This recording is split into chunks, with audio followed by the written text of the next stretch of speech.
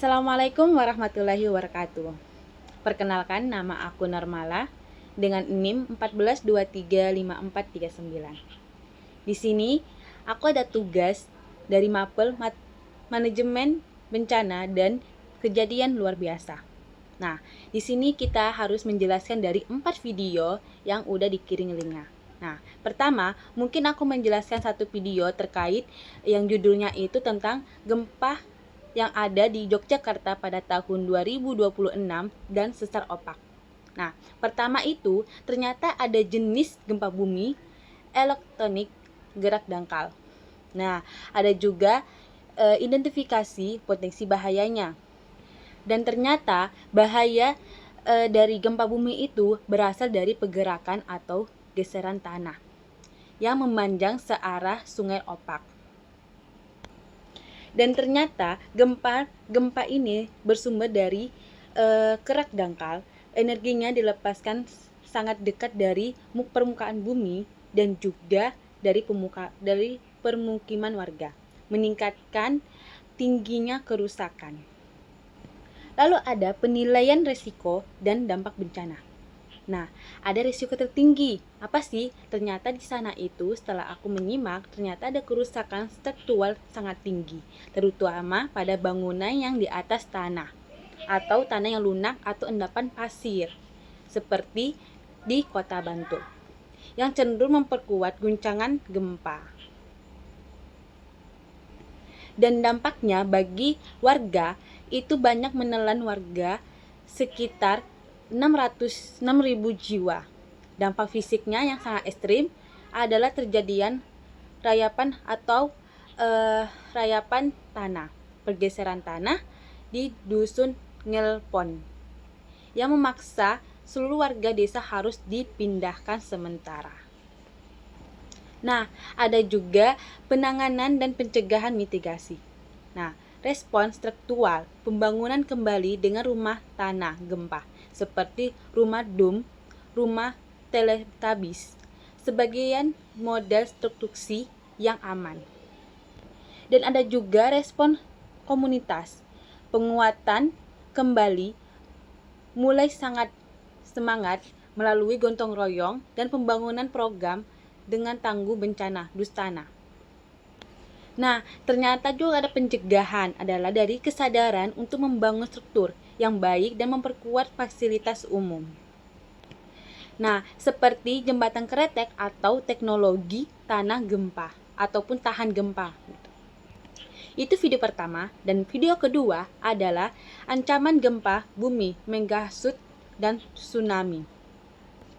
Adapun identifikasi potensi bahayanya yaitu ternyata bahaya utamanya tekanannya yang menumpuk di zona subsidi megasud di yang terletak di Sumatera Hindia. Nah, yang berpotensi melepaskan energi sangat besar hingga menghasilkan tsunami tinggi. Ada pula waktu tiba tsunami di pesisir, letak perkiraan sangat cepat, hanya sekitaran 10-15 menit. Dan ada pula penilaian risiko dan dampak bencana. Nah, risiko ekstrim, masyarakat di pesisir itu berada di zona merah, tinggi bahaya. Risiko kerugiannya nyawa sangat tinggi karena kepadatan penduduk dan waktu evaluasi sangat singkat. Nah, dampak non-strukturnya ternyata dapat yang sangat diwaspadai adalah kepanikan massal karena setiap kepadatan massal itu bisa menimbulkan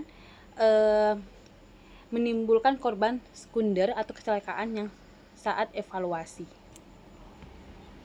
Dan ternyata di setiap gempa kita harus ada kesiagapan mandiri, pemadaan dan pemasangan sirine mandiri di desa oleh komunitas untuk mengatasi keterbatasan anggaran pemerintah.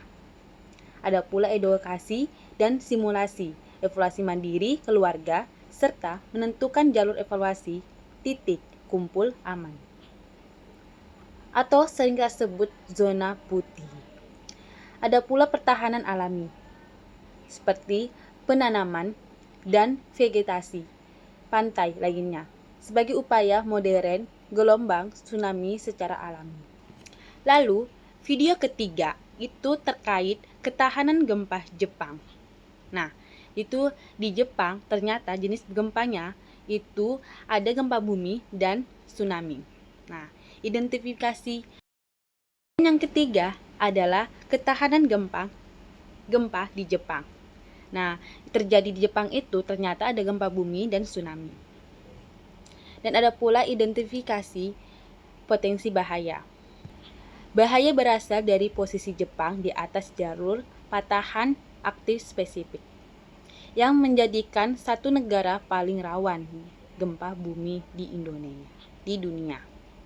Ada pula penilaian risiko dan dampak bencana, risiko kematian rendah, dan juga dampak ekstrim yang diingat. Nah, ternyata di risiko kematian rendah, risiko korban jiwa dari keruntuhan bangunan berhasil ditekankan secara drastis, kurang dari 100 US orang dalam gempa.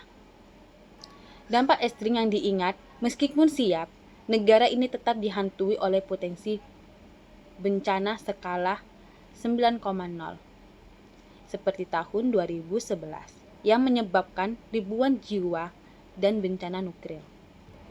Ada pula penanganan dan pencegahan atau mitigasi.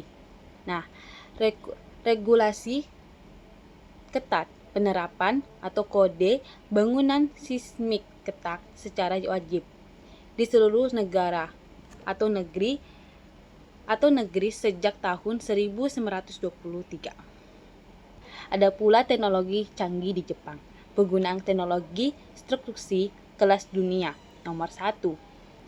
Ada pula sistem peringatan dini. Sistem yang sangat cepat dan intermigasi melalui notifikasi ponsel serta sensor yang dapat menghentikan kereta api cepat secara otomatis saat gempa terdeteksi. Ada pula budaya siaga. Kesiagaan menjadi budaya dengan latihan gempa rutin di sekolah dan diwajibkan kita bertahan hidup di rumah tangga. Nah, video keempat itu membahas tentang ketahanan bencana Jepang. Jenis bencana yang terjadi di Jepang itu ada tanah longsor, banjir, dan efek topan. Identifikasi potensi bahaya dari tekografi yang menentang diperpuruk oleh hujan lebat dan topan menyebabkan lereng tidak stabil. Ternyata resiko sekunder adalah terbentuk.